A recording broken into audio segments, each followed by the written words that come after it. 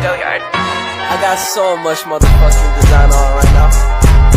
Break it down, bring it back, make it clap. I got 3 old thoughts.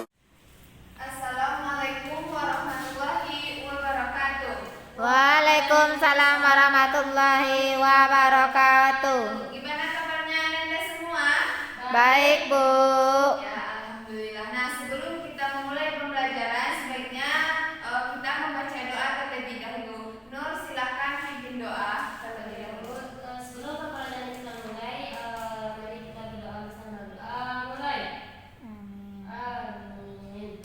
Nah, dengan membacakan doa tadi, semoga pembelajaran kita berjalan lancar dari awal sampai akhir. Amin, amin ya Nah, Rabbal ada dari alamin. yang ibu tidak hadir? Hadir semua, Bu. Alhamdulillah. Nah, sebelum kita masuk ke pembelajaran kita hari ini, masih ingat anak ibu pembelajaran kita minggu lalu? Makanan halal dan makan haram, Bu. Sudah paham? Sudah, Bu. Nah, sekarang kita masuk ke materi kita hari ini, yaitu tentang jual beli, khiyar, dan al-hajj.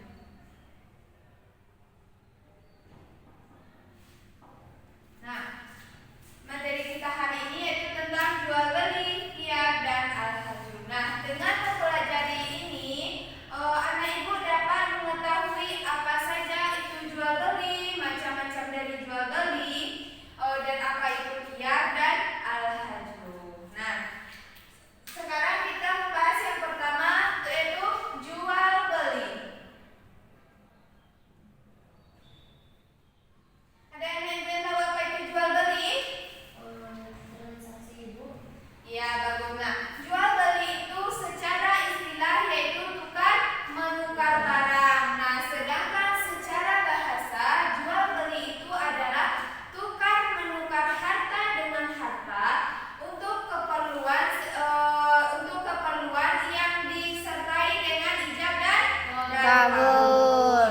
Nah, adapun dalil tentang jual beli yaitu terdapat dalam Quran surat Al-Baqarah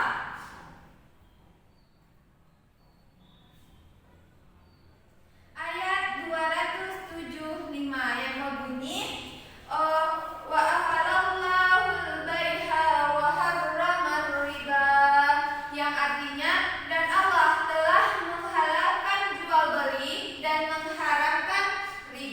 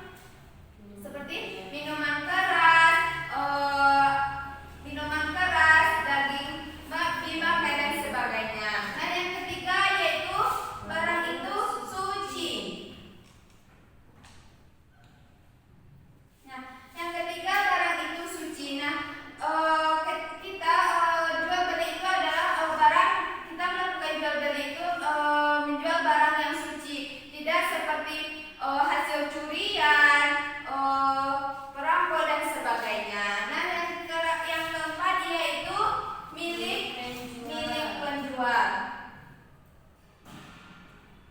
Milik penjual ini maksudnya kita menjualkan barang tersebut milik kita sendiri, bukan seperti kita menyewa suatu barang, meminjam dan sebagainya. Jadi itulah yang dimaksud dengan milik penjual. Nah, sudah paham syarat jual beli barang ini? Sudah, Bu. Nah, adapun syarat yang ketiga yaitu alat tukar menukar barang.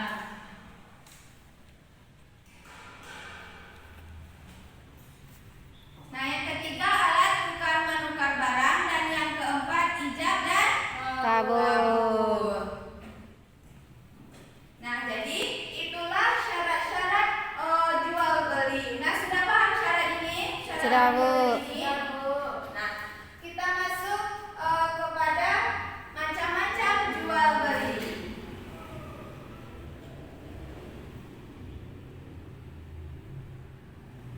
Nah, adapun macam-macam jual beli ini, yang pertama yaitu jual beli sah. Beli yang sah. Maksudnya yaitu jual beli yang memenuhi rukun dan syarat jual beli. Nah, yang kedua jual beli yang terlarang.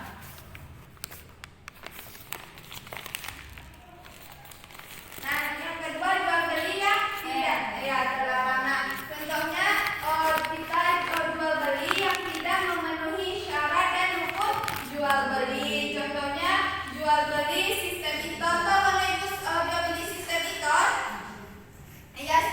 Ya, sistem ijon. Itu jual beli hasil tanaman yang masih belum nyata.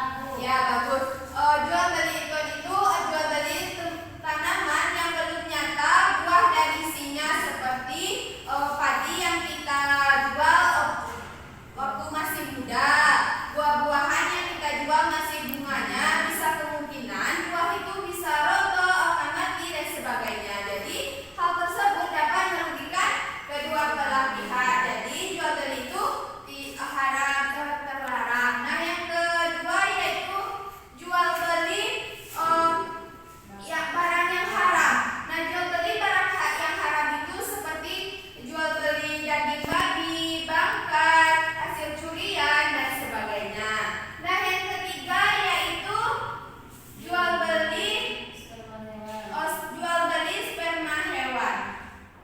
Jual beli sperma hewan itu tidak sah karena kita tidak dapat mengetahui wujud dari hal tersebut. Nah, yang keempat yaitu jual beli binatang yang masih dalam kandungan. ya bagus. Jual beli binatang yang masih dalam kandungan induknya.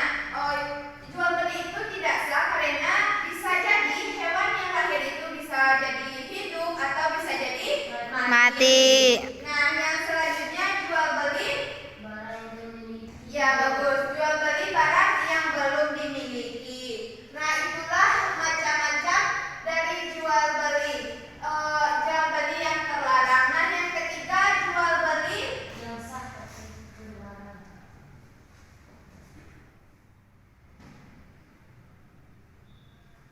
Nah, yang ketiga jual beli sah tetapi terlarang. Contoh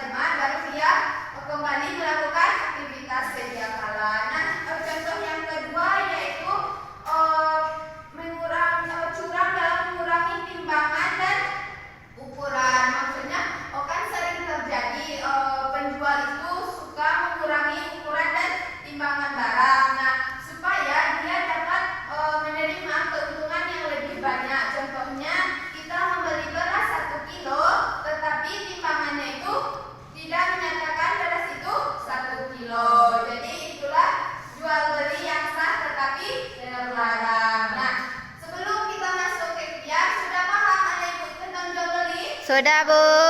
Nah, kita masuk yang kedua yaitu khiyar.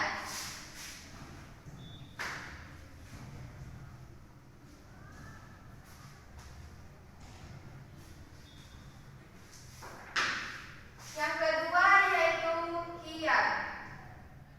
Dan ibu tahu apa itu khiyar? Memilih atau memilih antara pilihan, Bu. Ya, bagus. Memilih antara dua pilihan. Khiyar itu adalah, secara istilah, khiyar itu adalah memilih antara dua pilihan. Nah, sedangkan secara bahasa, khiyar itu adalah hak bagi penjual dan pembeli untuk melanjutkan atau membatalkan akad jual beli tersebut. Nah, hukum dari khiyar itu adalah mubah. Nah, adapun dasar hukum tentang khiyar itu terdapat dalam Quran surat An-Nisa.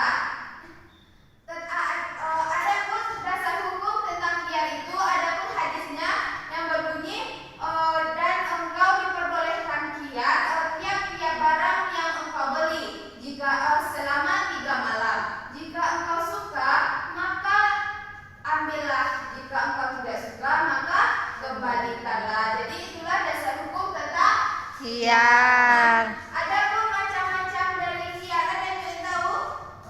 Khiyar majelis, Bu. Ya, bagus. Yang pertama yaitu Khiyar majelis. khiyar majlis. Nah, khiyar majlis ini adalah terjadinya jual beli, berlangsungnya jual beli, di mana penjual dan pembeli itu masih berada di tempat jual beli tersebut. Apabila penjual dan pembeli itu sudah terpisah, maka hak khiyar tidak berlaku lagi. Ada yang ingin tahu apa contoh dari khiyar majlis? Misalnya, Bu, saya membeli sepatu. Nah, sepatu tersebut masih bisa dipilih ketika masih berada dalam toko tersebut. Tapi kalau sudah tidak berada di toko, maka khiyar itu tidak berlaku lagi, Bu. Iya, bagus. Itulah contoh dari khiyar majlis. Nah, yang kedua khiyar syarat.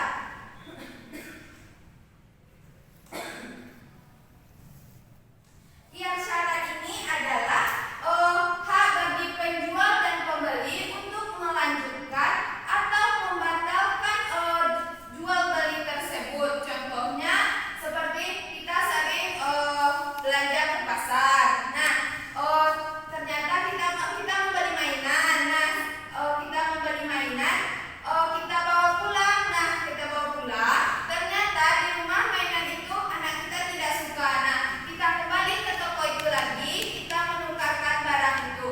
Sebelum melakukan itu, kita sudah melakukan perjanjian dulu kepada orang yang menjualnya tersebut. Itulah contoh dari khiyar syarat. Nah, yang ketiga yaitu khiyar ID.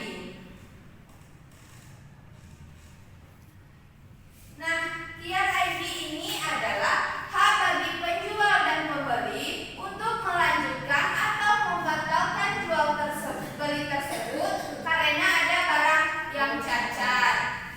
Itulah dari khiyar ID. Nah, yang keempat yaitu khiyar ru'yah. Nah, khiyar ru'yah ini adalah kita membeli barang, kita belum tampak barang tersebut. Contohnya kita belanja di Shopee. Pernah nggak ibu belanja di Shopee? Pernah, Bu. Iya, contohnya belanja di Shopee sistem COD.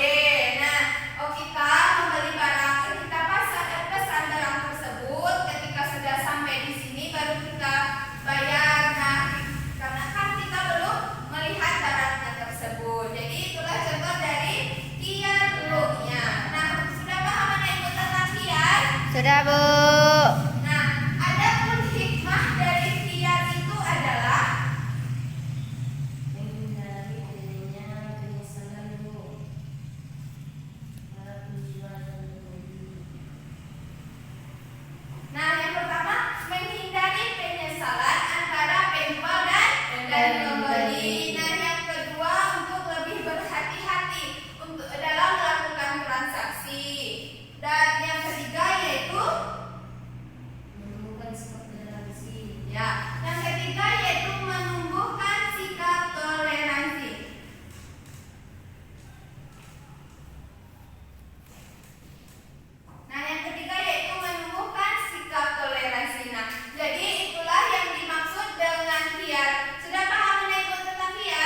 Sudah, Bu.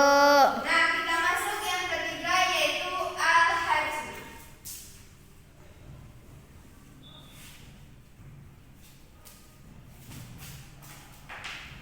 Yang ketiga yaitu ada yang belum tahu apa itu al-haji? Tidak, Bu. Al-haji itu secara istilah berarti tercegah. Tercegah, terlarang, dan terhalang. Nah, al-haji itu secara istilah berarti tercegah, terlarang, atau terhalang. Nah, jadi secara bahasa al-haji itu adalah tercegahnya seseorang untuk mengelola hartanya karena ada hal-hal tertentu yang menyebabkan mengharuskan adanya pencegahan tersebut. Jadi itulah yang disebut dengan Al-haji. Nah, adapun dalil tentang al-haji ini adalah terdapat dalam Quran surat An-Nisa. Quran surat An-Nisa ayat 5 tentang khiyar. Ibu, a'udzu billahi minasyaitonir rajim. Bismillahirrahmanirrahim. Wala tu'tus sufaha'a amwalakum allati ja'alallahu lakum qiyama. Shadaqallahul azim. Terima kasih. Nah, jadi yang ayat yang dibacakan Nur tadi adalah dalil tentang al-haji. Nah, yang artinya yaitu jangan kamu serahkan harta kepada anak yang belum sempurna akalnya dan harta kepada yang ada kekuasaannya. Sungguh Allah menjadikan kamu sebagai pokok kehidupan. Jadi itulah dalil tentang al-haji. Nah, adapun tujuan dari al-haji ini adalah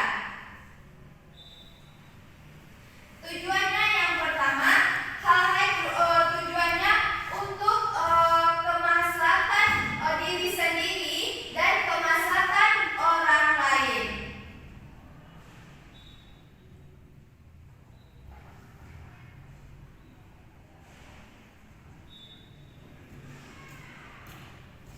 Jadi tujuan dari al-haji ini adalah kemaslahatan untuk diri sendiri dan orang lain. Nah, untuk kemaslahatan diri sendiri itu seperti kepada anak yang belum anak kecil atau orang yang bodoh atau orang yang gila. Nah, adapun pembagian dari al-haji ini yang pertama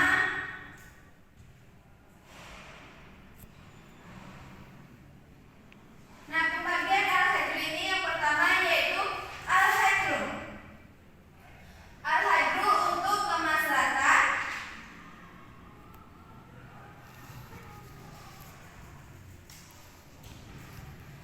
al-haji untuk kemaslahatan orang yang dicegah menggunakan hartanya. Nah, yang kedua al-haji untuk kemaslahatan orang lain. Yang kedua yaitu al-haji yang diterapkan untuk kemaslahatan orang lain. Nah, jadi itulah pembagian dari Al-haji. Nah, selanjutnya hikmah dari al-haji. Ada yang ingin tahu apa hikmahnya? Tidak, Bu. Nah, hikmah al-haji ini yang pertama yaitu untuk menjaga harta dari anak yang belum berakal agar harta tersebut dapat terjaga dan bisa digunakan ketika dia sudah dewasa dan harta tersebut masih utuh dan bisa dipergunakannya. Jadi itulah yang dimaksud dengan al-haji. Nah, dari penjelasan Ibu dari ketiga materi tersebut, ada yang masih ragu tentang materi kita? Tidak, Bu. Sudah paham semua? Sudah, Bu. Nah, ya alhamdulillah. Nah,